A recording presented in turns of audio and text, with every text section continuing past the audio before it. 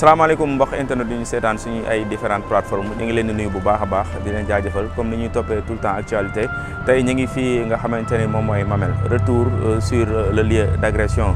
de notre consoeur Maimouna Ndour Faye mu nekk juste action boo xamante ni vraiment képp kuy doomu aadama waxuma la ak journaliste ma ngi koy naqarlu bu baax a baax tey nag ñu wàccaat sur les lieux pour vous montrer li nga xam moom mooy dégâts yi fii amoon elle a perdu beaucoup trop de sang ba tey ma ngi ci loxo yi ñi nga xamante ni ñooy waa kër docteur pour saytu li nga xamante ni moom mooy wér-gu-yaramam mais avant ça dañ leen di wan li nga xamante ni moom lañ fi jot a constaté gis ngeen fii nga xamante ni moom la ñu taxaw nettement fii la daal di tëddoon daal di fi perte deret yu bëree nettoyé nañ ko mais n'empêche des na ba tey mu nekk loo xamante ni métti na trop journaliste bu def liggéeyam ba wàcc war a ñibbi ñu daal di koy agressé def ko jëf ji te ba tey xamuñu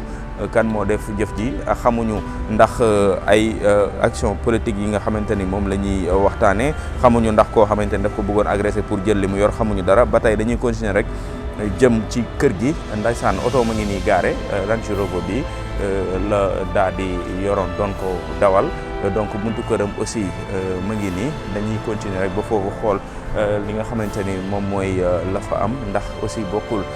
ci dégâts yi ndax ba tey ñu ngi fii nga xamante ni moom mooy ci buntu këram pour wan leen li nga xamante ni moom moo fi xew ñu koy naqarlu ñun ñëpp ndax Maimouna c'est une femme battante boo xamante ni jéem na fexe ba teg entreprise am daal di embaucher ay ndaw ñuy liggéey donc ci li nga xam mooy wàllum presse fii la far wala fee la far ça nous importe peu li nga xamante ni mooy li am solo rek mooy bu ñëwee ci bërëbu liggéeyukaayam mu fay liggéey bu normal ba ñëpp xam ne mu ngi fay liggéey bu normal parce que day invité parti pouvoir bi invité parti opposition te comme ci invité rek da nga naan fee la far donc loolu mooy charme liggéey bi waaye lépp lu mu mënti doon warul tax ñu daal di def ay acte de vandalisme di ko jëmale ci journaliste wala di ko jëmale suñuy doomi réew parce que ku si nekk suñun rek da ngaa yor ay responsabilité donc këram a ngi nii oto baa ngi nii Omar donc oto bi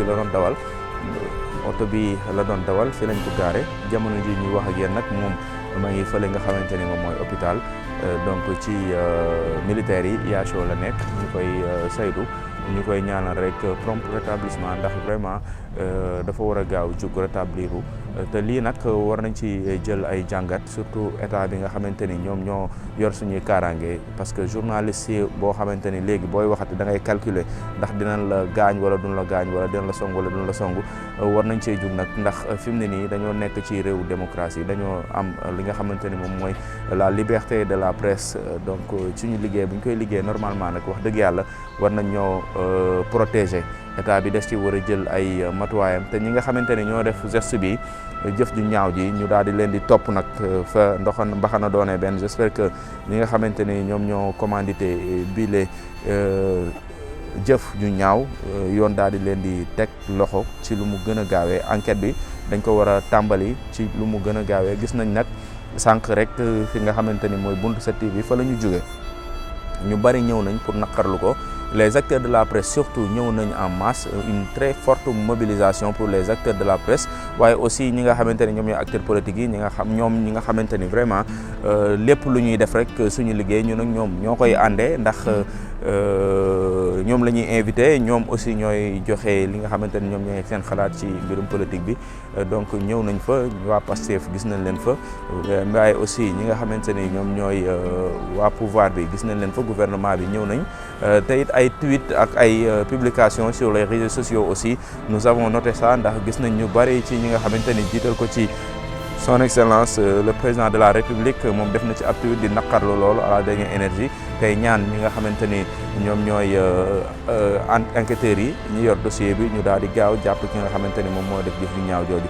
waaye liñ ci gën a war a mën a seetlu rek war a mën a moytu it mooy li nga xamante ni mooy avis yi ñuy joxe te dara leeruñu si naan wax dëgg yàlla waa Pastef la ak waa pouvoir beeg ñi ne ñi ñoo def lii loolu waruñu ko jël di ko politiser ndax fi mu ne nii li ci ëpp solo mooy bakkanu ki nga xamante ni moom mooy Maimouna Ndour Faye mu daal di jug ci jàmm ak salaam daal di relever wu wér kocc pour mën a delluwaat ci activité am en attendant ñu daal di def li nga xamante ni moom mooy enquête bi je pense que loolu moo gën a logique ndax fi mu ne nii kenn fekkewul kenn xamul naka la demee donc waruñu see jël benn spéculation wala ñu koy jiiñ qui que ce soit ndax politique jaru ko te li nga xam moom mooy bakkan moo ëpp importance affaire politique bi nga xamante ni moom la ñuy waxtaanee ku nekk bëgg a jël sa morom di ko jiiñ wala ngay victimiser wu. Pour man c'est pas le lieu ni le moment le plus important mooy état de santé am ñu daal di koy toppatoo bu baax ba mu jug ci li nga xam moom mooy blessure am yi. Beneen bi si topp ñu def enquête bi fa mbaxana doonee benn ñu topp ki nga xamante ne moom moo def jëf ju ñaaw ji. waaye réew mi fi mu ne nekk nag doy na waar ndax boo demee ba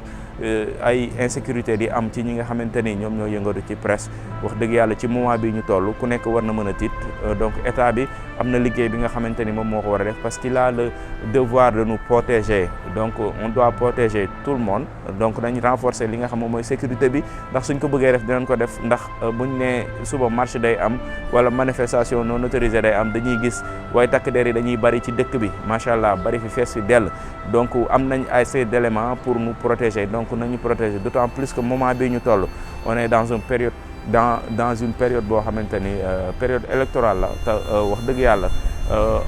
tension yi mu ngi yéeg